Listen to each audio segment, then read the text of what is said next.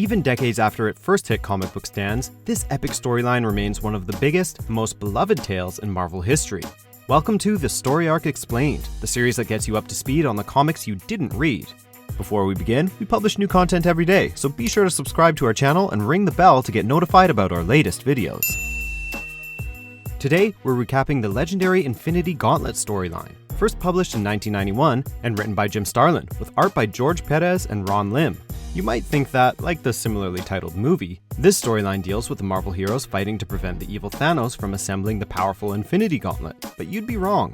When the curtain rises on this classic crossover, Thanos already has all 6 Infinity Gems and the godlike power that comes with them. So basically, the story starts with the entire universe already up a creek without a paddle. Things start on perhaps a not-so-subtle note, with Thanos and his new lackey Mephisto, yes, Thanos is so powerful that the actual devil is trying to suck up to him, observing a giant stone word, God. Whether this giant piece of typeface is some sort of representation of the Almighty or just some very odd graffiti is anyone's guess. Thanos uses his power to destroy it, sending a powerful message to his foes. Meanwhile, on Earth, Stephen Strange, aka the Sorcerer Supreme, is settling in for a quiet night in with some light reading when the Silver Surfer crashes in through the skylight with a message of doom, that Thanos is coming and the universe is under threat. The Surfer explains to Strange how Thanos was brought back from the dead by Mistress Death to do her bidding, and that the Mad Titan has since assembled the Infinity Gauntlet, giving him near absolute power over the universe. Which is bad, for the record. Really, really bad. We then transition from the epic and cosmic to the surprisingly mundane to join a trio of criminals just in time to see them drive right off of a cliff. Before the dust has even settled on the car wreck, the seemingly dead trio get back up, brush themselves off, and go grab a motel room. Trust us, it's going somewhere. Thanos and Mephisto then travel to Death's fortress, which is about as full of skulls as you might expect. Thanos is excited to show off his new power to his beloved Death, conjuring an extravagant space fortress and even resurrecting his granddaughter Nebula in an attempt to win Death's favor. Death is unimpressed, and the jilted Thanos doubles down in maybe the worst way possible, by snapping his fingers and erasing half of all life. Back on Earth, the Avengers spring into action when millions of people, including their own friends and loved ones, suddenly vanish. All the while, those 3 seemingly dead criminals continue to have one strange adventure, as they've seemingly come back with new personalities entirely. When one of them vanishes as a result of the snap, the other discovers a large cocoon sitting atop a bed in the motel. Again, we'll get back to this in a bit. While Earth's mightiest heroes assemble and attempt to deal with the crisis, Thanos further flexes his newly minted cosmic powers by kidnapping his brother Eros, better known as the hero Star Fox, bringing him to his space fortress to witness the coming battle. And given that various alien races are assembling against Thanos as well, it's shaping up to be quite a battle indeed. The Avengers take stock of the situation, while the various gods gather on Asgard to prepare for battle themselves. Meanwhile, we finally learn what's going on with those 3 criminals. They're actually the trio of Adam Warlock, Gamora, and Pip the Troll, who have returned from inside the Soul Gem, one of the Infinity Gems that make up the Gauntlet, to aid in the fight against Thanos by borrowing the bodies of some recently deceased humans. Warlock hatches from his cocoon and heads to Doctor Strange's Sanctum Sanctorum to explain the situation to the Surfer and the Sorcerer, who have since been joined by Doctor Doom. Doom is just as concerned about Earth's future as anyone else, so he's come to lend a hand. Back with Thanos and company, things go from bad to worse when Mistress Death continues to give Thanos the cold shoulder, prompting him to unleash a massive energy wave. This cosmic tantrum destroys numerous planets, including one that Galactus was just about to make a meal of. Naturally, the Devourer of Worlds isn't too pleased about this. When the blast reaches Earth, the entire west coast is sent into the sea, and Asgard itself is cut off from the rest of the cosmos, putting the gods out of action. The heroes of Earth gather and prepare for the biggest fight of their lives, with heroes and villains alike gathering to help save their world. Things are understandably a bit tense, especially with Doom and other bad guys causing tension among the assembled heroes. While Spider-Man makes small talk with the brooding hero Cloak, Warlock, the Silver Surfer, and the hero Quasar survey the rest of their forces. This includes everyone from Eternity, Galactus, the Living Tribunal, the Avatars of Chaos and Order, and even a few Celestials. Unfortunately for, the universe, the Tribunal and Eternity each decide to bow out.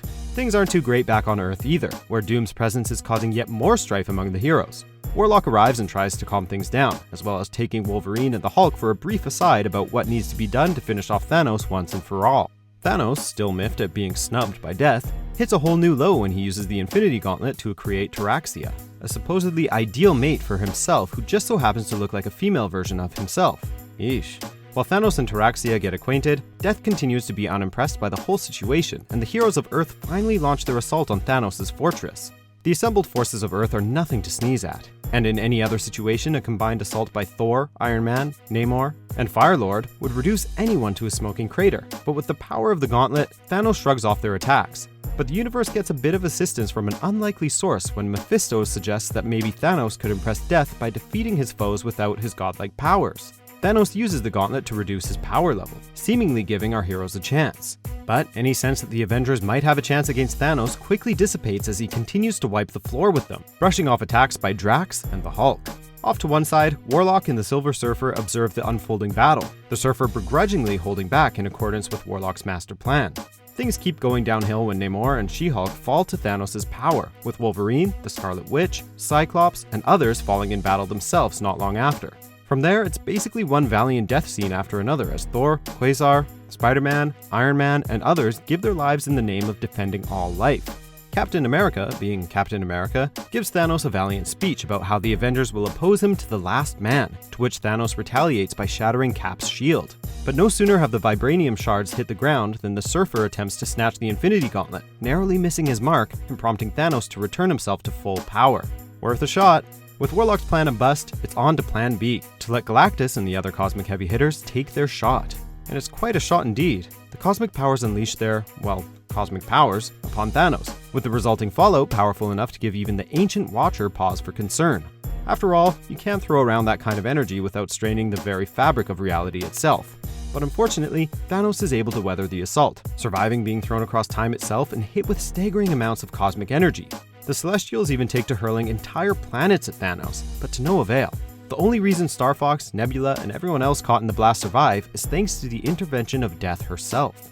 During the fray, Mephisto even attempts to wrest control of the gauntlet away from Thanos, which doesn't pan out too well for the Lord of Hell. Finally, Thanos laments when after all of this, Death still turns away from him. With one final massive burst of energy, Thanos subdues all of his foes, encasing the forces assembled against him in an energy field above his fortress. Before the Surfer and Warlock can catch their breath, Eternity reappears for one last assault, but the personification of the universe itself falls as well, and Thanos abandons his physical body to become the new lord of all creation. But just when it appears that all is lost, Nebula slips the gauntlet from Thanos' vacant body after spending most of the fight standing off to the side looking about as good as a recently reanimated corpse can.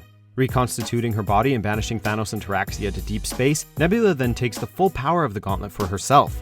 Poor Taraxia even has her existence cut short when she suffocates in the vacuum of space.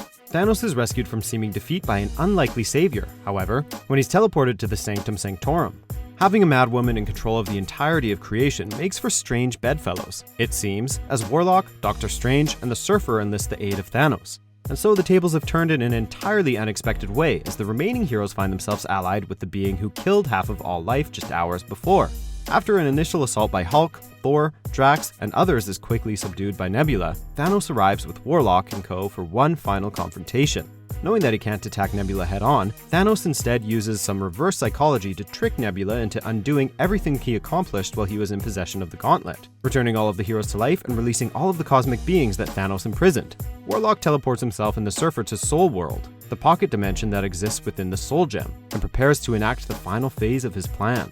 While Nebula battles the cosmic beings, Warlock reaches out to the Soul Gem from within and uses his special connection with it to merge his consciousness with the cosmic artifact, disrupting its connection to the other Infinity Gems and causing the entire Infinity Gauntlet to short-circuit just as Nebula stands triumphant over her enemies. This causes the short-lived goddess to throw the gauntlet to the ground, releasing Thanos and the others from her grip. Naturally, everyone involved then dives for the Infinity Gauntlet at once, but after a blinding flash of light, Warlock stands holding the gauntlet and declaring that the conflict is finally over. After Thanos fails to retake the gauntlet, he's unceremoniously booted into space by Thor and seemingly killed by a nuclear device he had hidden on his person as a last resort. Warlock bids Strange and the others farewell before teleporting Pip and Gamora to his location. From there, the now omnipotent Warlock brings his companions to a seemingly idyllic forest planet, where they can find an unexpected sight, Thanos, alive and well after his entirely staged death and ready to retire from a life of cosmic villainy as a humble farmer. Warlock, believing that Thanos is an essential part of the universe, leaves him to his new life, bringing a close to the saga. Appropriately enough for a series featuring heroes, gods, and higher cosmic entities of unknowable power, Infinity Gauntlet remains one of the most epic stories in Marvel's library, a true cosmic saga that set trends for storytelling in comics that continue to this day, and set the stage for Marvel Studios' most ambitious big-screen crossover event to date.